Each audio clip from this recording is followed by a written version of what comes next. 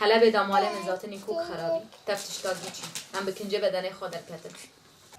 ازلامه من دپیوی بره بس ناکا اشته بوم بعدی سواشتی بوم سرماله مدهات جدنگی تیاره قلاقه وی کوک حشک بی کربی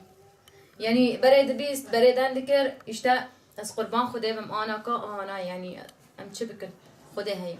نما ند پیوه ندنگ دریه ناکا سالک هی سالک تمام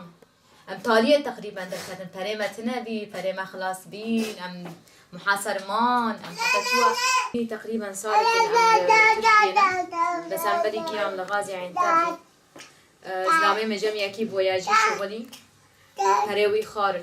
سه مهابرا شغلی پروی هات خارن فبریقا دیزه او فبریقا جی تقریبا 4 ماه جمعی دوام کرد پروی جی سا گو افلاس کت پروی دی ساعت خارن مچقا تلفون وان کر گو افلاس کتی پره کسی ندای اوی جی ندای ای 4 ماه هر مهک به اساس به ملیار و 200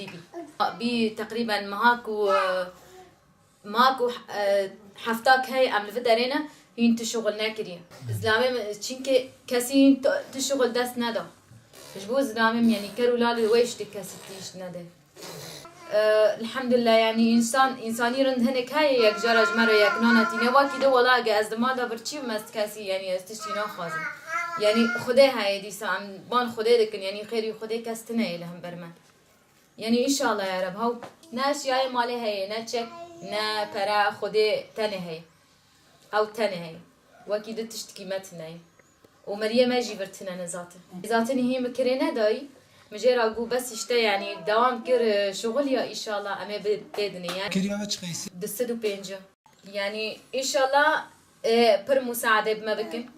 ان شاء الله یعنی چوا مساعده بحلب را دکن الفدرجی مرا مساعده بکن ان شاء الله يعني خدای جرو زیبن يعني ام کرن دیسام خلاص کرن جوی بومبنا جوی اوی دیسام جوی چخ شکر الحمد لله قد كما بخير وسلامات لماتن درباس بين الحمد لله يا رب ان شاء الله يا رب الفدرجي الخدمه دارين ان شاء الله